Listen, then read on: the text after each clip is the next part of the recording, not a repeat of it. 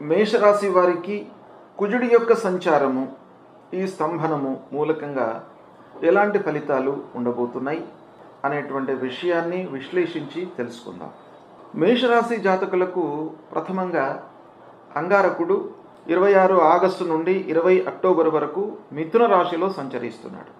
అంటే ఈ మిథున రాశిలో 54 రోజులు ఉంటున్నాడు. ఈ 54 రోజుల లోపల కూడాను మృగశిర 3వ పాదము, ఆరిద్ర నక్షత్రం, పునర్వసు 3వ పాదం వరకు సంచరిస్తున్నాడు. అయితే ఈ 3వ స్థానము అంటే మేషరాశి జాతకులకి మిథున రాశిలో అంగారకుడు సంచరించడము 3వ స్థానం అవుతుంది, తృతీయ స్థానం అవుతుంది. ఈ తృతీయ స్థానంలో అంగారకుడు సంచరించడము చాలా శుభ ఫలితాలను ఇస్తుంది. ఏంటంటే ముఖ్యంగా మేషరాశి జాతకులకి రాశ్యాధిపతి అంగారకుడు. అంగారకుడు రాశ్యాధిపతి స్వయంగా 3వ స్థానంలో గోచార రీత్యా సంచరించడం అనేటువంటిది చాలా ప్రబలమైనటువంటి యోగాన్ని ఇస్తుంది, చాలా ఉత్తమమైనటువంటి ఫలితాలను ఇస్తుంది. అంగారకుడు చాలా విషయాలలో ప్రభావాన్ని చూపిస్తాడు. ఏంటంటే ముఖ్యంగా ఈ 3వ స్థానంలో సంచరిస్తున్నప్పుడు ఎలాంటి ఫలితాలు ఉంటాయి అని అంటే, రావలసినటువంటి ధనము, డబ్బు చేతికి అందుతుంది. మీరు పూర్వం ఎవరికైనా ఇచ్చి ఉన్నట్టయితే ఈ సమయం లోపల మీకు తిరిగి వచ్చే అవకాశాలు బాగా ఉంటాయి. ధన లాభము, అంతకుముందు మీరు ఏదైనా పెట్టుబడి పెట్టి ఉన్నట్టయితే భూములపైన కానివ్వండి, ప్లాట్ల విషయంలో కానివ్వండి, వాహనముల విషయంలో కానివ్వండి, పెట్టుబడులు పెట్టినట్టయితే మీకు ఈ సమయంలో ప్రతిఫలం అనేటువంటిది మీకు చేతికి అందుతుంది. ఇక ఆరోగ్య విషయం ఆలోచించినట్టయితే కూడాను ఈ సమయంలో మీకు ఆరోగ్యం బాగా ఉంటుంది. ఆరోగ్య నియమాలను పాటిస్తారు. ఆరోగ్య విషయమై మీరు 200% శ్రద్ధ చూపిస్తారు. ఇక అనుకున్న పనులు అనుకున్నట్టుగా నెరవేరుతాయి. ఇది చాలా సంతోషకరమైనటువంటి విషయం. ప్రతి వాళ్ళకు కూడాను అనుకున్నది అనుకున్నట్టుగా జరిగితే అదృష్టవంతుడి కిందనే మనం పరిగణిస్తాం. కనుక ఈ తృతీయ రాశిలో రాశ్యాధిపతి సంచరించడం అభీష్ట కార్యసిద్ధిని సూచిస్తుంది. ఇక ఇంటి వాతావరణం సుఖమయంగా ఉంటుంది, ఆనందంగా జీవనాన్ని కొనసాగిస్తారు. ఇంటికి కావలసినటువంటి వస్తువులను కొనుగోలు చేసేటువంటి అవకాశాలు ఉంటాయి. ఈ విధంగా మీకు 3వ స్థానంలో సంచరిస్తున్నప్పుడు శుభ ఫలితాలు ఎక్కువగా ఉంటాయి మేషరాశి వారికి. సరే, ఈ మేషరాశి వారికి కూడాను మరి అందరూ మేషరాశిలో జన్మించినటువంటి వాళ్ళందరికీ కూడాను ఈ సమయంలో అంగారకుడు మిథున రాశిలో సంచరిస్తుండడం మూలంగా ఒకే రకమైన ఫలితం ఉంటుందా అని అంటే ఉండదు.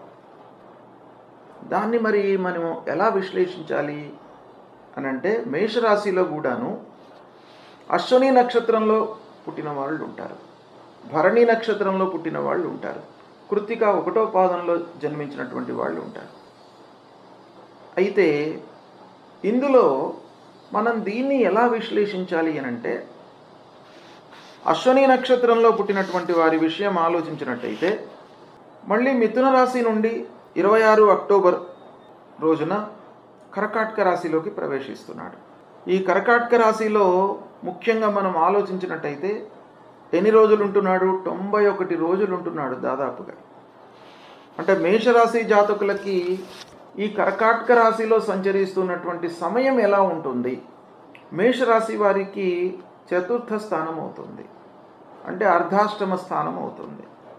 అర్ధాష్టమ స్థానము గోచార రీత్యా ప్రతికూలమైనటువంటి సంచారము, ప్రతికూల ఫలితాలను ఇస్తుంది. అయితే ఇందులో మనం గమనించవలసినటువంటి విషయం ఏంటంటే, కర్కాటక రాశి అంగారకుడికి నీచ అవుతుంది.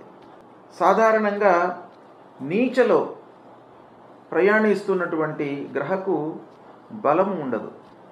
పాపగ్రహ బలహీనంగా ఉంటాడు కర్కాటక రాశిలో. పాపగ్రహ బలహీనంగా ఉన్నట్టయితే పాప ఫలితాలను తక్కువ మోతాదులో ఇస్తాడు. ఈ యొక్క విషయాన్ని మనం గమనించాలి.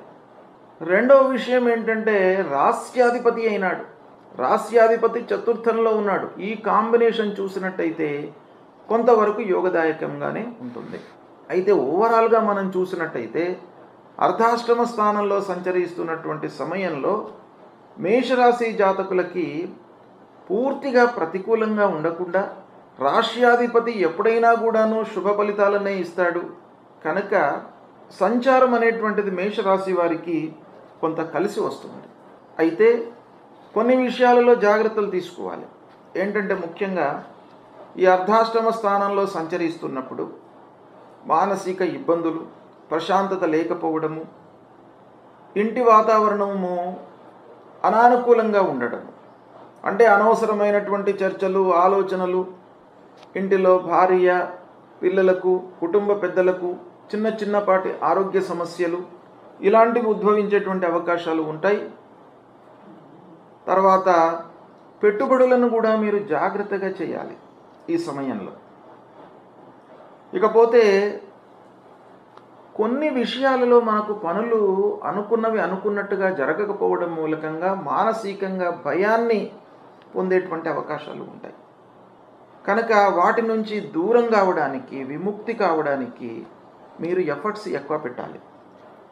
ఇక ముఖ్యంగా మీరు స్నేహితులు, ఆప్తులు, రక్త సంబంధికులు, మీతో క్లోజ్గా మూవ్ అవుతున్నటువంటి వ్యక్తులతో చాలా జాగ్రత్తగా ఉండాలి. వారితో పనులు అవుతాయి. ఆ పనులు కావడం మూలకంగా కొంత అనర్థం కూడా జరిగే అవకాశాలు ఉన్నాయి. ఎందుకనంటేను అర్ధాష్టమ స్థానము ప్రతికూలం, అంగారకుడు నీచలో ఉండడము కొంత యోగదాయకం, రాష్ట్రాధిపతి చతుర్థంలో ఉండడం యోగదాయకం.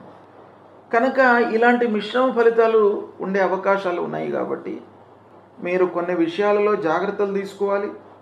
ఫ్రెండ్ సర్కిల్తో మీకు మంచి జరుగుతుంది. అదే సమయంలో వారి మూలకంగా మీకు ఖర్చులు కానివ్వండి, మనస్తాపం కానివ్వండి, అనవసరమైనటువంటి ఆలోచనలు కానీ ఇలాంటివి కూడాను కలిగే అవకాశాలు ఉంటాయి. ముఖ్యంగా అర్ధాష్టమ స్థానంలో సంచరిస్తున్న సమయంలో ఆరోగ్యంపై మీరు చాలా దృష్టి పెట్టాలి. ఆరోగ్య సమస్యలు తలెత్తే అవకాశాలు ఉంటాయి. తర్వాత అనవసరమైన విషయాల గురించి బాగా విచారం చేస్తాయి. తద్వారా ఏమవుతుంది, కాలయాపన జరుగుతుంది, సంతృప్తి లేకుండా ఉంటుంది, శ్రమ ఎక్కువ కలుగుతుంది. అంటే శ్రమిస్తాం, మనం పనుల విషయంలో శ్రమిస్తాం, కానీ ప్రతిఫలం అనేటువంటిది మామూలుగా ఉంటుంది. 21 జనవరి 2025 నుండి మళ్ళీ 3 ఏప్రిల్ వరకు, 3 ఏప్రిల్ 2025 వరకు మిథున రాశిలో సంచరిస్తున్నాడు. మళ్ళీ మిథున రాశిలో సంచరించడం అనేటువంటిది శుభప్రదం, తృతీయ స్థానం అవుతుంది. రాష్ట్రాధిపతి గోచార రీత్యా తృతీయ స్థానంలో సంచరిస్తున్నాడు. ఇది శుభ ఫలితాన్ని ఇస్తుంది. అన్ని విధాలుగా మీకు కలిసి వచ్చేటువంటి సమయము. ఈ విధంగా ఆలోచించినట్టయితే మేషరాశి వారికి ఓవరాల్గా మొదట్లో బాగా కలిసి వస్తుంది. మధ్యన కర్కాటక రాశిలో ప్రవేశించినప్పుడు అర్ధాష్టమ స్థానం అవుతుంది. అయినా కూడాను కర్కాటకం నీచ స్థానం అవుతుంది, నీచలో సంచరిస్తున్నాడు. పాపి నీచలో ఉన్నప్పుడు మనకు పాప ఫలితాలను ఎక్కువగా ఇవ్వకుండా సమస్థితిని మెయింటైన్ చేసేటువంటి అవకాశాలు ఉంటాయి. రాష్ట్రాధిపతి కూడా అయినాడు కాబట్టి కర్కాటక రాశిలో సంచరిస్తున్నటువంటి సమయం మధ్యస్థంగా ఉంటుంది. మళ్ళీ మిథున రాశిలోకి ప్రవేశిస్తున్నాడు కనుక అది శుభదాయకంగా ఉంటుంది.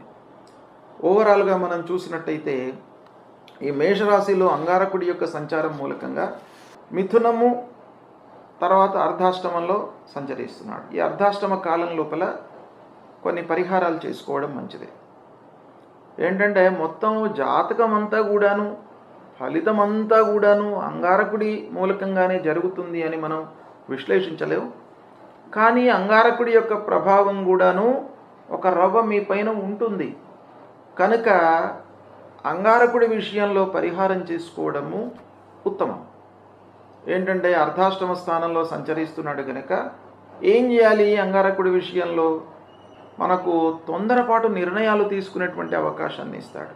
కాబట్టి దాన్ని ప్రతిఘటించడానికి, నిరోధించడానికి, నియంత్రించడానికి సుబ్రహ్మణ్య స్వామిని ఆరాధించండి. సుబ్రహ్మణ్య స్వామి దేవాలయానికి వెళ్ళడం, సుబ్రహ్మణ్య స్వామి స్తోత్రాన్ని పారాయణం చేయడము, స్తోత్ర పారాయణము మీకు బాగా కలిసి వస్తుంది. స్తోత్ర పారాయణం మూలకంగా మనిషి లోపల ఒక మానసిక సంతృప్తి ఏర్పడుతుంది. ఆ భగవంతుడి అనుగ్రహం కూడాను మీకు తప్పకుండా లభిస్తుంది. ఇది మీరు చేయండి. చేసినట్టయితే మేషరాశి వారికి అంగారకుడి మూలకంగా ఇబ్బంది ఏమీ ఉండదు. కనుక దీన్ని నేను చెప్పినటువంటి తేదీలు వాటి విశ్లేషణను ఒక్కసారి మీరు మనసులో పెట్టుకొని తదనుగుణంగా మీరు కార్యాచరణను చేసినట్టయితే మీకు సత్ఫలితాలు కలుగుతాయి.